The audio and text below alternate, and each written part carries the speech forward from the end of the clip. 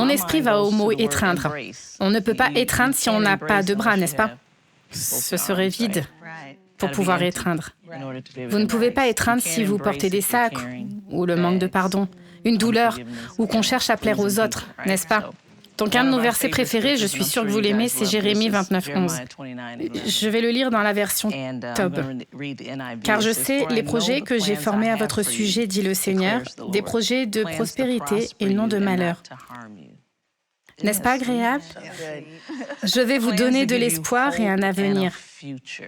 Vous voyez? Et donc, pour étreindre votre avenir, vous devez lâcher votre passé. Vous devez lâcher les sacs. Vous devez vous focaliser, n'est-ce pas? Personne ne peut étreindre son futur en regardant derrière soi tout le temps. Alors, je vais vous poser quelques questions. Comment pouvons-nous... Je vais demander à Joyce en premier. D'accord. On va toutes se reporter sur Joyce, ça vous va? Il y a tellement que je veux faire, mais je vais vous demander ceci. Comment étreindre le futur vous a-t-il appris la nécessité de faire confiance à Dieu? D'abord, personne ne sait ce que le futur sera. Ce n'est pas possible. On a tous appris ça cette année. Les choses peuvent changer drastiquement d'un jour à l'autre. Le mot « espoir » dont vous avez parlé pour vous, donner de l'espoir. Il y a plusieurs années, j'ai trouvé ce que l'espoir signifie vraiment, ce que c'est vraiment. Et c'est si bon pour moi. Je pense que ceci a aidé beaucoup d'autres personnes. Quand nous pensons à l'espoir, c'est quelque chose qui n'est presque pas concret. J'espère, je ne suis pas sûre, mais l'espoir de la Bible est une chose entièrement et totalement différente. Et cela signifie réellement l'attente de quelque chose de bien. Donc nous pouvons apprendre à confesser ça. C'est une discipline.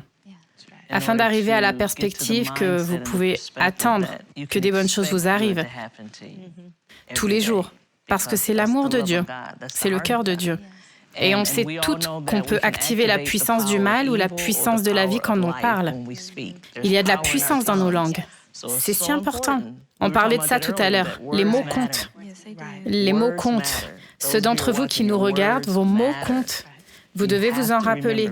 On a le pouvoir dans nos langues pour créer l'atmosphère et la vie que nous voulons. Si vous ne le voulez pas, ne le dites pas. C'est vrai? C'est vrai. Si vous ne le voulez pas, ne le dites pas. La première fois que j'ai vraiment entendu cela était il y a des années, je pense. Je n'arrive plus à me souvenir de son nom tout de suite. Bref, c'est une superbe femme de pasteur. Et elle parlait de comment elle a élevé sa fille pour vivre dans la droiture. Et pendant ce temps, sa fille s'est éloignée et vivait dans toutes sortes de désordres. Et elle se plaignait à ce sujet. Elle n'arrêtait pas de le dire. Et puis le Seigneur lui a dit, « Commence à déclarer ce que tu veux. Déclare ce que tu veux. » Elle a donc commencé à déclarer, « Ma fille aime Dieu et elle vit pour lui. » Et puis elle a eu le témoignage, sa fille est revenue au Seigneur. Donc je me suis dit, c'est bon ça, je vais l'utiliser. Mon fils était adolescent à l'époque et je l'ai regardé, Mama Joyce, et j'ai dit, tu es un puissant homme de Dieu et chaque don que tu as, Dieu va l'utiliser. Il m'a regardé en disant, tu ne le crois pas toi-même. J'essaie de vous convaincre toutes les deux. Exactement. J'ai continué à le dire, j'ai continué à le dire. Et maintenant, il prêche l'évangile de Jésus, vous voyez? Donc, la seule manière qu'on va étreindre notre avenir, c'est si on étreint le plan de Dieu. Et réalisez que Dieu nous entoure de ses bras, il vous tient. Il ne va jamais vous demander d'avancer et ensuite vous laisser tomber. Il vous aime tellement. Shalom, j'espère que vous avez aimé cette vidéo. Abonnez-vous pour ne pas rater nos programmes. Merci de faire partie de notre famille TBN. Que Dieu vous bénisse. Shalom de Jérusalem.